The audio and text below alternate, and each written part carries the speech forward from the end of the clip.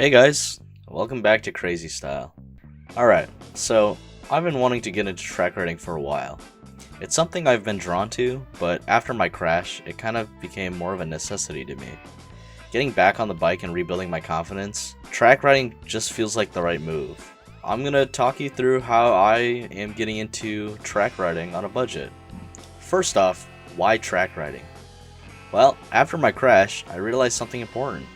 I wasn't just dealing with the physical part of riding, I was extremely mentally shaken up after that. The thought of pushing myself, going faster, that was the hard part. The track is different. It's controlled. You can practice without all the random stuff that comes out on the street like gravel. And I thought, if I want to get back to where I was and even better, I really need to start hitting the track. The track is like a safe place to mess up. You get to practice the stuff that makes you a better rider. Cornering, throttle control, body positioning, and eyesight. And that's what I need right now, just to get back to the basics and improve.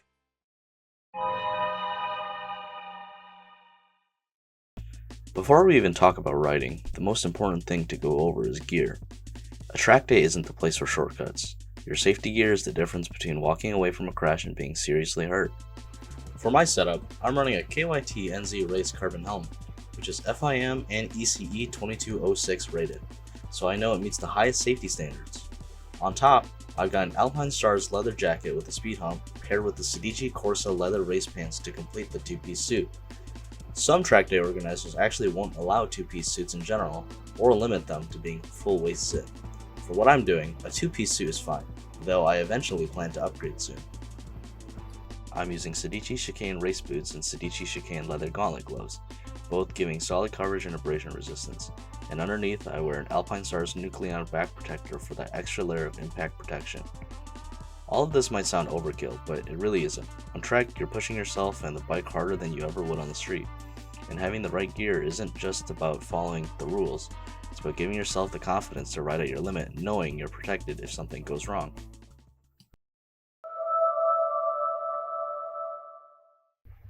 This is my new to me 1992 Kawasaki Ninja 250R. I picked this bad boy up for $500, clean title and running. It came with some extra parts. I was looking for a 250 to 400cc bike to use on track and checks all the boxes. Cheap, reliable, slow but fast enough, and sport bike shape. This generation of the EX250F was made from 1988 to 2007 with no revisions. The EX250F is a 248cc parallel twin that makes allegedly 45 crank horsepower and 17.7 pound-feet of torque, with a 6-speed gearbox. Those numbers are quite an overestimate, if I were to say so myself.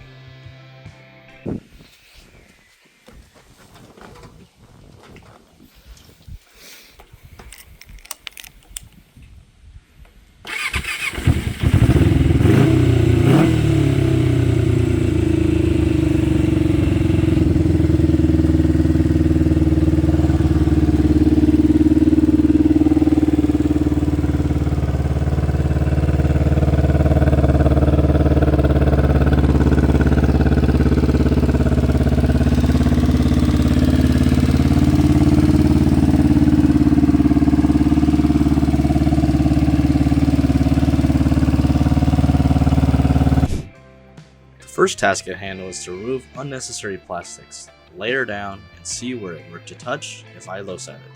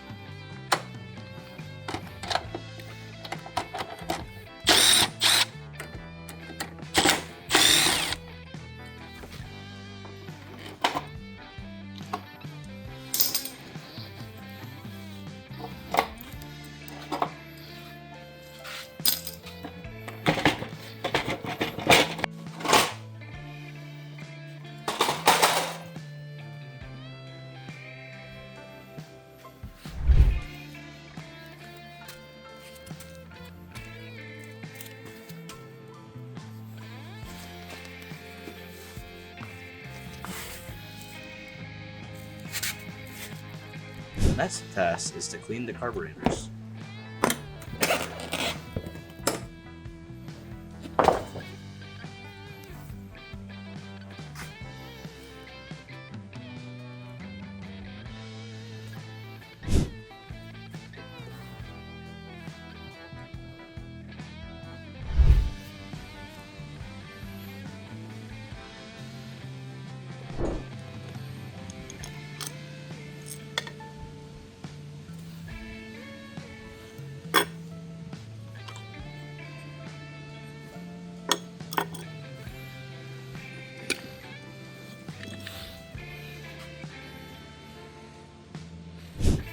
Alright, just finished cleaning up the carbs.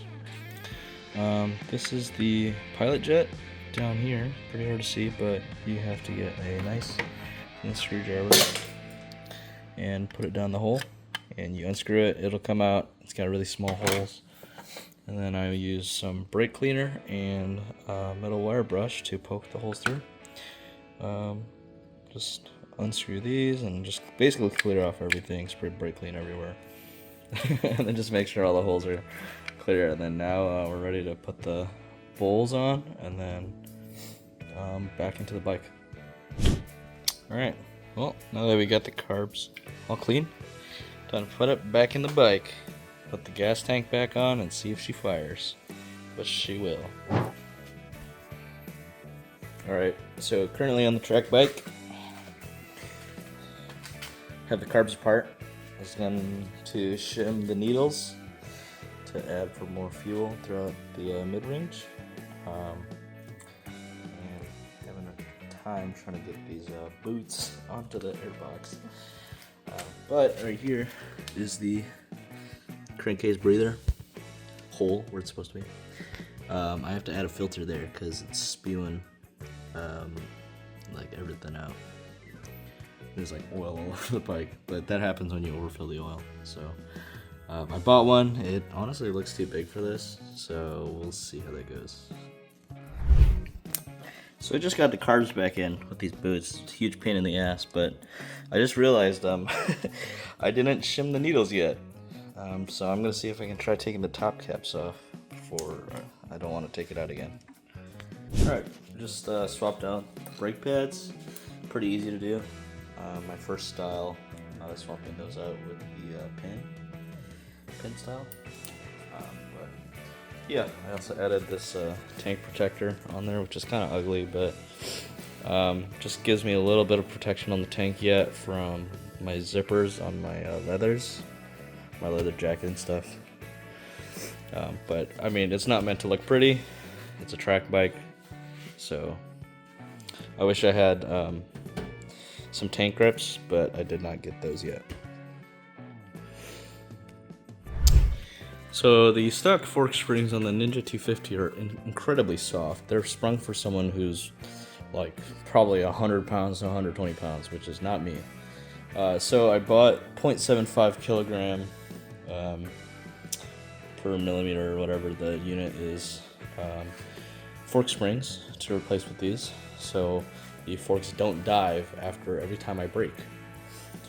So in order to get the fork springs out, we supported the bottom so that it takes the front load off of the front forks, because I don't want to take the forks out. We have to push this cap down, get this gold ring out, and then after we get that out, take the cap out, then there'll be a spacer, then a washer, and then the fork spring. So let's do it. Okay, so we got the circlip out. So I'm going to slowly release this cap. So we took the circlip out, and now the fork top just comes off like that. So just keep this right here. Right here should be the spacer, which it is. Should keep that right there. Right there. Then after that should be a washer, which is right here. Then after that is the fork spring. So let's just pull it out and drain, let the excess oil drain, because I'm also not changing the fork oil yet. So, alright. So this is the stock fork spring. This is the new fork spring. You can see with the fork spring spacer right here, or not the spacer, just the spacer, preload spacer. We want to cut the included spacer to length, so that looks literally just about half. So yeah, let's mark it, cut it in half, and then reinstall. All right, so using a pipe cutter, I just cut these spacers to about equivalent. I don't believe it has to be perfect. I'm not racing in MotoGP, so like that. So let's reinstall these. Get the fork spring, slide it on in. That right there. Then I get the washer, slide it on in. Right in there. I get the spacer. Right here. Slide it on in there. Alright. Then we can just compress it. Put these back just how we did. Alright, got it on there. That's kind of a pain in the ass, but whatever. Now we can just go ahead, put this back on there, put the 2 bolts on there, and then do it to the other side. Alright, just finished installing these ones. Those are the old springs over there and the old spacers.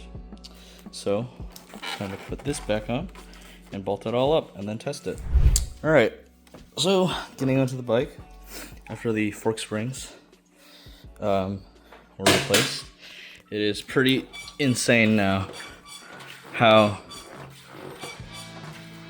stiff the front is. The front used to be super soft, where I could just on the kickstand bring it down and then just push it straight down and almost bottom it out, but not anymore. I must also add that now that the front is so much stiffer, the rear shock feels so incredibly soft, which, you know, I have not changed at all yet.